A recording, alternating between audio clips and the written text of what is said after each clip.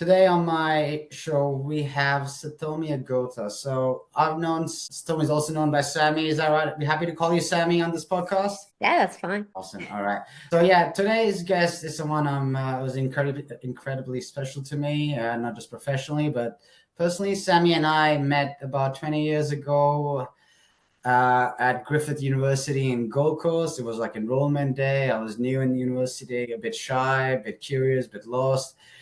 That was my first time in university, like most other people when they go there. But I was, excited. And I think I met Sammy. I can't remember. I think it was at the onboarding session, and we were in the same session. And I don't know, we connected over something, and then we went out for a coffee or a drink. Yeah, I can't remember what it I was. And think then, I remember it was the first day and we sat next to each other yeah. and started chatting, and that chatting went continued for 20 years. Yeah, 20 years. And I think Sammy's you've moved around heaps. You've moved to Singapore and then Denmark, and we've caught up a few times between all of that. I think we've seen each other in Singapore, and I've seen you in Yeah, Bali once or twice, and we've obviously shared yeah. some special moments as friends and some special life moments. So yeah, it's been an amazing journey, and I wouldn't have thought I'd be hosting you on a podcast. Life works in a funny way, but thank you so much for having me, Marlon. My pleasure. So, just for our listeners, just a little bit about Sammy. Sammy's story is nothing short of inspiring. Her global journey across continents and cultures eventually led her to the United Nations, a dream role that reflects her passion and commitment to uh, equity and human impact. But more recently, Sammy shared something deeply personal, her late diagnosis of ADHD. In true Sammy fashion, she met it with vulnerability and strength. And instead of keeping it private, she chose to speak out, not just for herself, but for so many others navigating similar experiences in silence. This new chapter has led her to Beyond Bias, a bold, much needed platform that champions neuro-inclusion as the future of work through tailored HR solutions designed by neurodiverse professionals for diverse workplaces. It's probably for all workplaces, is that right, Sammy? Yeah, that's correct. And so, yeah, so Beyond Bias is on a mission to break down systematic barriers and help organizations not to just be inclusive, but truly innovative. And that's really amazing, Sammy. When I came across your stuff, I was like, wow, okay, she's really pioneering something amazing. And yeah, so congratulations. I know it's just the start of your journey, but there's a lot Yeah. more to come. And I'll very briefly touch on a few things, Sammy, but do you just want to maybe elaborate a little bit on your journey for our listeners? Yeah, sure, absolutely. So, I'm Japanese and I grew up until I was 14 in Japan, then moved to Australia to finish my high school and, uni and all that. And that's where I met Marlon. Then I moved to Singapore, and life works in a funny way that I became a recruiter at the headhunting firm about 15 years ago. And after that, I started to build up my career in US tech firms as a HR, as well as UN for the last 4.5 years. Then I am a late diagnosed neurodivergent. Specifically, I got diagnosed formally as dyslexia at the age of 33, and also that I got diagnosed with ADHD after multiple burnout. And it felt like that I had missing pieces on the puzzle, but the diagnosis was just the beginning. And, pills don't fix everything. It's just that you will find out a lot about yourself, and also that what can we do in order to help, the workplace to be more inclusive. And I'm using my lived experience as a HR and also late diagnosis neurodivergent and being Asian, that trying to build a neuro-inclusive workplace for everybody, not about who speaks the loudest, and also that also like men and women, regardless about neuro-inclusive, it's for everybody. And that's something that I'm advocating of. And yeah, happy to be here. Nice. Yeah, that's awesome. Thanks for sharing that. And yeah, that's pretty late in life to find out about being neurodiverse if you've been diagnosed with ADHD, and a lot of people probably neglect looking into it, yeah, because it can be a bit stressful sometimes depending on how you deal with finding out that you've been diagnosed with AD. How did you, whilst being diagnosed, and how did you manage those two things, and how did you I suppose share that with your workplace at the time it happened? Yeah, so I can definitely talk about When I first got diagnosed with dyslexia at the age of 33, it was during the COVID time. Then I left my corporate job and I decided to take my sabbatical and go into university. Then what I realized that it was the entrance exam to get into the master's. And it was something that is like reasoning or the logical numerical thing that I just couldn't solve. And I thought that it was very unfair that, those numerical, logical reasoning exam is going to dictate, my intelligence and also my HR skill set, which to me was completely irrelevant. So I went up to university and they asked me if I could produce the formal, which that I did not have. So that's when I grew into educational psychologist, then got my formal diagnosis. Sorry, just a quick one. Is that Singapore or was that in Denmark? It was in Singapore.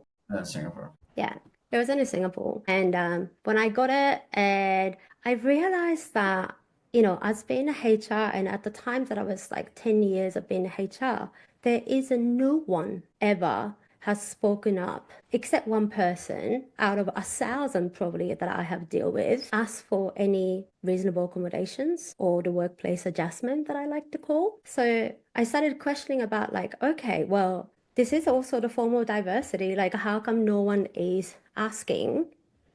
And so I started questioning of that. And as I go through the journey of getting to university and which that I got accepted in, I also got accepted into working for United Nations. And I thought working for the United Nations would be the greatest way to understand more in depth of diversity, equity, and inclusion, which is something that I have always been passionate about.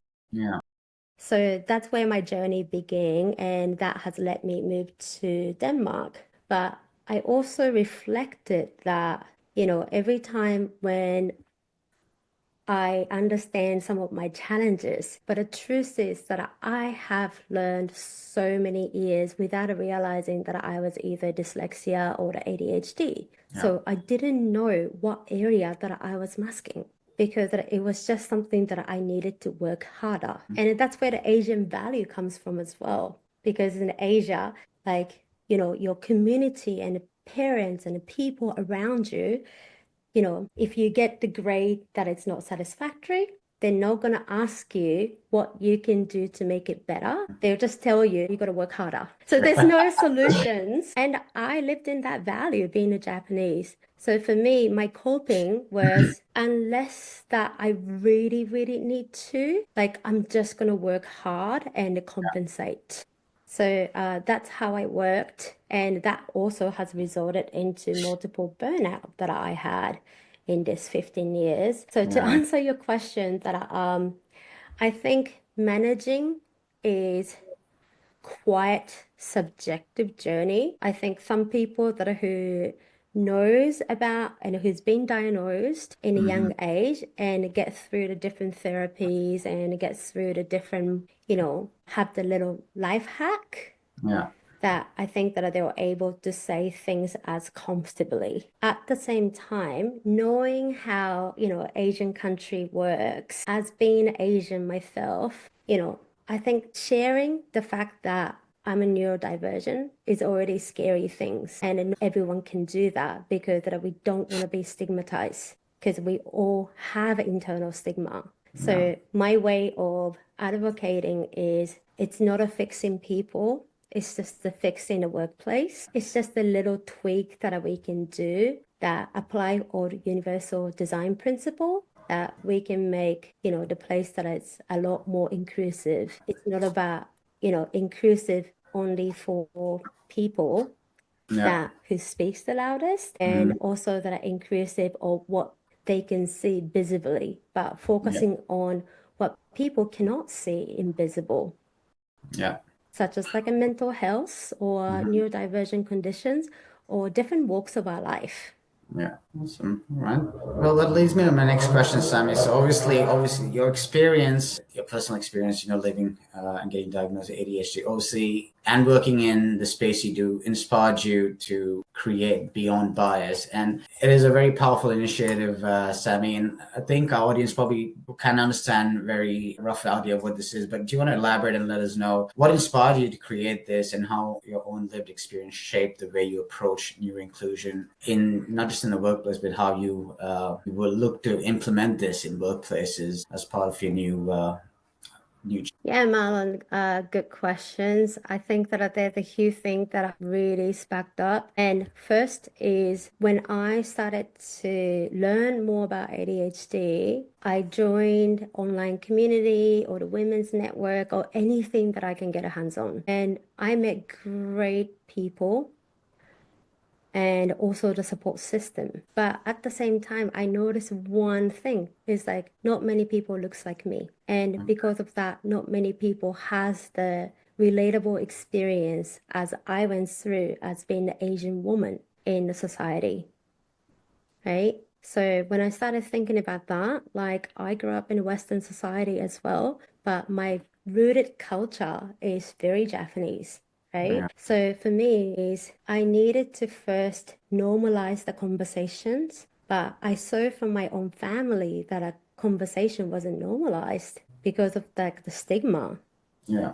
In the Asian countries, there are many of us that we believe that academic excellence or the label, external things are directly equal to success. Yeah. And mental health is like a white people's problem. So, It becomes like a red mark on you if you do flag it. Yeah. They're like if you say you've got mental health issues or you've got ADHD, like, okay, that's not no, good. you need to fix, Yeah. like, Fix exactly. That's what I was right? trying. Or like, don't talk about it because like you are like shaming their family and stuff Yeah. like that. So I just thought that there's such a limited like role model, and when I look at the role model, it was just a super famous, successful person, and I find it myself it's like I can't really relate it to those people. Yeah. So when I started like going through the journey, and as I got really obsessed with learning about neurodiversity, and also realized that every training that I have taken in a DEI. I was always frustrated that it doesn't really translate the training as actual implementation that are every day that we face as a HR. And what happened with the HR is we understand the importance of having the diversity, equity, and inclusion. At the same time, we're also very much overwhelmed with Mhm. every single other things that we have been assigned for. Right. And HR burnout rate is absolutely epidemic. And I used to, deliver the training to the H, and I wanted to go in a little bit more like in depth, practical, actionable, focusing on how to implement, but it's also a benefit to business stakeholder Yeah. because at the end of the day, not having the stakeholders support or the executive sponsorship, nothing that you're trying to do is going to help. Yeah. So for me, it was just a no-brainer. Okay, I don't see what I want to do. No one is doing it. Can I be bitter about it or can I be better about it? So Yeah. that's where the Beyond Bias formed. So ultimately, Beyond Bias is really about helping the HR department to how to make theory and implementation into actionable outcome and making sure that those outcome is going to support the business objective. It's not about charity. It's not about human rights. It's about how that are inclusive workplace that are directly translated to productivities and enhancements and also innovation, and which is something that we absolutely need in the age of era of AI. Yeah, it's true. And obviously, like with what you mentioned, obviously what you offer, like Beyond Bias as an organization, it focuses on actionable strategies and measurable outcomes by implementing practical changes. Is that right? It's not just like training modules or courses. This is elements where you actually provide your businesses with practical changes that could be implied into their businesses. It becomes the norm. Yeah. So I can't remember how you've phrase that, but basically neurodiversity, inclusion should become a standard norm. There should be like a standard Yeah, foundation for how it's set up in an organization. that's correct. Yeah, because that's when I look at like, where the people needs to help the most, right? Or to support the Mhm. most. And especially, ADHD, autism, or the neurodiverse divergent conditions, people actually get diagnosed today after that they become an adult. Yeah. So 80% of autism people are got diagnosed after the age of 18, and women for ADHD diagnosis is like after the age of 30, Mhm. right? So that means that people grow up not knowing that their brain works Different. differently, Yeah. and if they struggle in the silence, and typically that they beat themselves up, right? So Or they and resign or current whatever it is, they're unhappy at their jobs, which leads to like personal stress and all those things. It all trickles down and impacts the person's well-being. Exactly. And the current structures, like in the UK, for example, current structure is that once that you got diagnosis, you don't have to say that what diagnosis that you have. However, that you are the one to come up with what kind of accommodation that you request. Okay. Imagine that you have been just diagnosed, you have no idea, and you're Yeah. also resistant with the diagnosis because you don't want to have another label, right? Then on top, you're now asked to figure out everything, and you're constantly having to explain, as to what kind of like, condition that you have, what kind of scenario that you need help with, and how you need help with. Like, it's just to figure things out. That's a lot of burden, You've already been right? diagnosed, which is very overwhelming, I suppose, for some people to manage in the start, maybe. And then on top of that, you're going to continue your job and you're going into your employment saying, "Yep, I've got this letter. I don't want to disclose," or even if you disclose it, you don't know what you want implemented that will help make that workplace enable you to thrive in the most efficient manner. This is obviously you need people who understand the process and obviously the diagnosis to implement these sort of changes. Yeah, that's correct. And unfortunately, some training that I have been taking for years as a HR is like, okay, well, you need to ask the person because they know how their brain works the best. Mm. And if they don't, that's it. And in terms of like how we're going to have a conversation with that person, it's all the stance of, well, you're HR, that you should know how to carry that conversation. But Yeah, the reality is like HR, we don't know. But we created this environment where many of HR is unable to say that they don't know. And easiest thing that people can do in that situation is if you don't ask, you don't have to deal with it. exactly. That's right. That's true. So I'm gonna ask you another question then, just while we're on this practical changes, implementing those sort of things. Could you share maybe an example of how a neuro-inclusive how neuro-inclusive practices have transformed the work culture or team dynamic? Have you had anything from a recent experience where you're involved with implementing something or some sort of change, or just coming from an advisory position where you had some impact on a workplace? Yeah, absolutely. Like, first of all, what I would love to say is that when people think about accommodation, straight away that people think it's like expensive and it's going to cost a lot.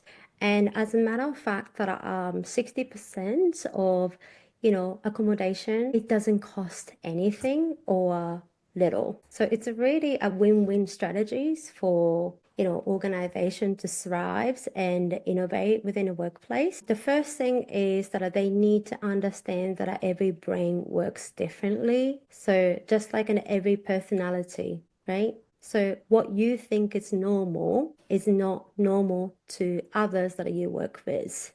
Yeah. And I'll give you a specific example. For example, in this interview questions, right? So you have, let's say, going to the interview as a candidate and you have a hybrid interview like this at a Zoom or Team or whatever.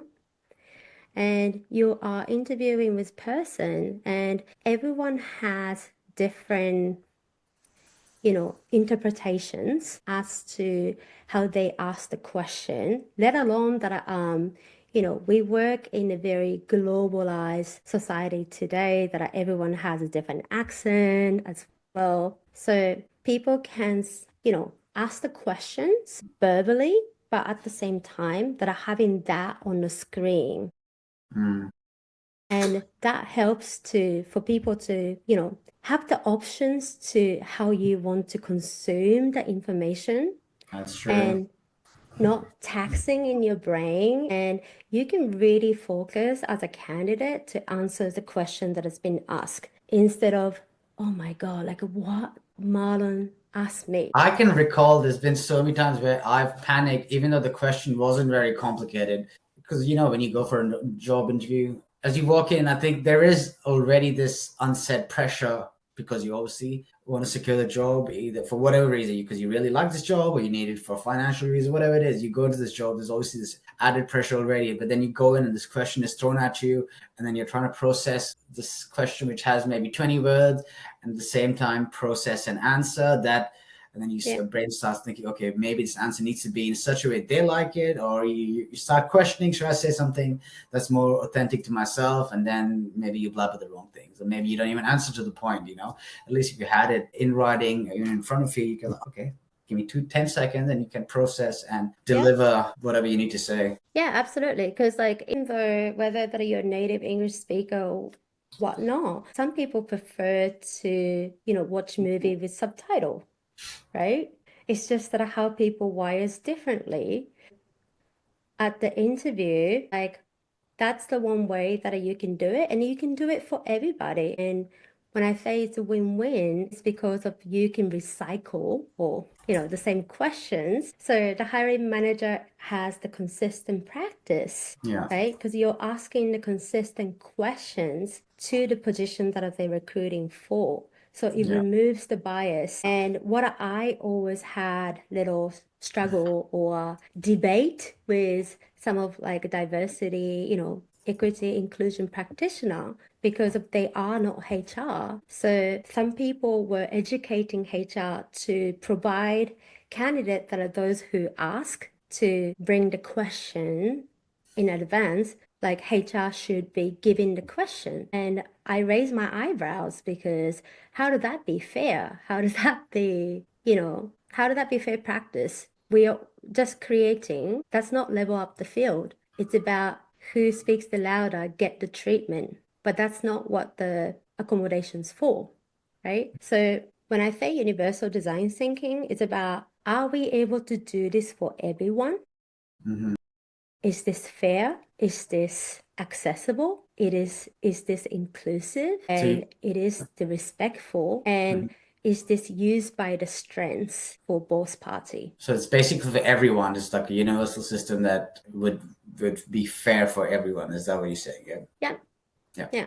There's another way as well, like, just normalize that people are able to bring like a one pager with a bullet point because there's so many people are having anxiety these days. We are in the world of epidemic mental health issues right now, right? Mm-hmm. So whenever that you have someone that are coming in for the interview, Mm-hmm. just ask if they want to, that they can bring like a one pager. Yeah. Right. So even though that a person that who get nervous, that they can just look at it and say what they want to say in the best of their ability. I Yeah. think that's the level of the field. Another thing is just giving a rundown of like what to be expected in an interview. So everyone get the same information and it's up to them how they want to dive into that. Right? Because that's on the candidate. And another thing is like a workplace. For example, that if you are doing, AI has been helping us so much in terms of, doing the heavy lifting of a lot of like admin process. So, AI can take the notes in the meeting so people can really focusing on the brainstorming. But if Yeah. there's anything that it needs to brainstorm, manager or the leader can say, we want to talk about this agenda. So again, it's not about that who speak the loudest is going to shine in a meeting. It's about giving the opportunity for everyone's perspective to be heard. Because you'd be surprised that someone that who actually speaks the least has the most innovative idea. Yeah. And I have seen that, right? But it's about understanding the culture. Like you cannot simply expect, like a Japanese person in a room of 30 people to raise their hand and say, I've got some idea. Like that's not Yeah. how it works because of our culture. We read the room and, so it's almost like if the person has been asked to contribute, that Yeah. we will, but not exactly like raising our hand and, we just trump over, Yeah. collectivism over individualism. So just like having that little awareness and the little design thinking that would have really, changed Yeah. the inclusion view. And what will happen is that inclusion that goes to employee engagement, which Yeah. is the addressing one of the biggest issues that many organization is facing because many people these days are quite quitting or they're quite cracking, which means that they're still within that positions, but then just doing the bare minimum and they were just collecting a paycheck and just go as it goes. So if we want thriving environment and the people, like the environment needs to change. Yeah, it does. And thank you for sharing that. That's some really practical and easy things organizations could do, yeah, in terms of changing processes within the existing processes to enable it to be quite universal. And I mean, and I think that's a great idea. So I'm sure there's probably a lot of different sort of ideas and implementation type of strategies you probably have. And just for our audience to understand, maybe in terms of offering, like, what do you do? Like, obviously, there's a consultancy aspect that you do Yes. to and like, do you do like corporate training, online courses, inclusive policy designs for HR, advisory, retainers? Just to give an overview as to what sort of offerings are there from your end. Yeah, absolutely. So I do a lot of, the B2B, the corporate engagement. So that can be spanning from the training, workshop, interactive session, especially for the HR and also business leaders and also and the middle manager, because the middle manager is the one that are building the foundation of creating the culture. It's not about a corporate culture. When people leave the organization, and usually they leave because of the people, because the people work for people. And those cultures that they create is a mid manager, right?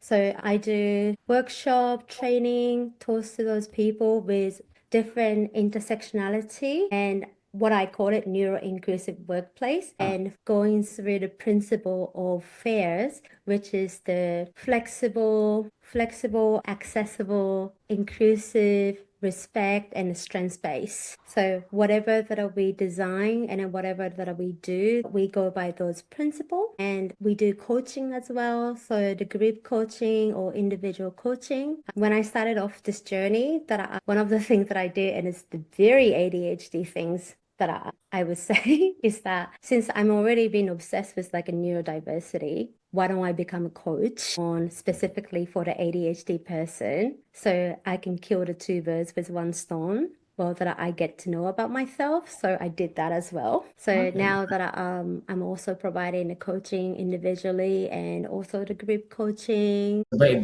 you also do it for like the companies and the individuals in organizations, or just anyone. It doesn't really have to be connected to an organization, just anyone in general, correct? I'm focusing on more to B2B at the Yeah, moment as a part of the corporate solutions. that is a However, good space. I do have a few clients on an individual level that Yeah. I extend my service to. And another thing is that about advisory, auditing, is your place inclusive? Because that what I always advocate is like what we think is inclusive is exclusion to the other, Okay. right? So you need to have external lenses to see, okay, for this policy that you have today, are they really inclusive on not only benefiting certain marginalized group or the different segments. Because what happened is that, when we started putting different things in a box, there's a outside of that box of the people is not going to be happy. So it's about making sure that whatever the policies that they have, making sure what can they do in order to make sure that it's more universal. So it's not benefiting just only towards to certain group of people, but it's also making sure that it does benefit for everybody. So these are the things that I do. Okay, that's awesome, Sammy, and yeah, that's amazing stuff. And obviously, you probably aware yourself. This is a very growing demand in the industry, So I'm sure you're going to be very busy in the next few months or next couple of years. So good luck with all of that, Sammy. Fingers And crossed. sorry. Fingers crossed. Trust now, but Sammy B. I just want to say thank you for showing up and thank you for showing up with so much courage, insight, and authenticity, and not just today, but in your workplace and doing what you do every day. But just before we wrap up, I just want to so, what's your big vision for Beyond Bias? Because I know you've only just started, so what's maybe your Yeah. 6 months to 1 year goal and beyond? About 2 months ago. That's okay. No, so I know you said. No, so what's your 6 months to 1 year goal? I know you. Oh, right. Very good question. So the short term that I do envision that more people are aware that when people say neuro-inclusive, it doesn't mean it's for neurodiversion. Right?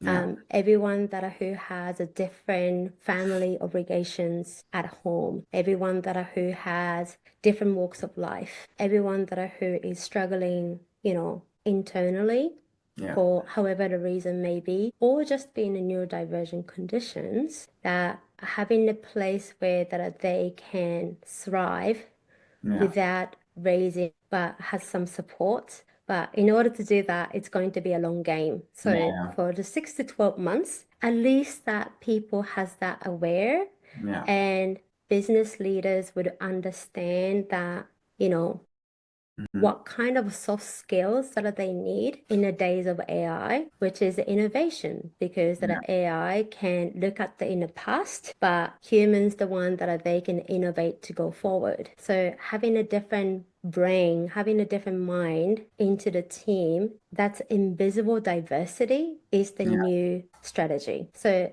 at least the people would understand that. Thank you so much for having me. No worries.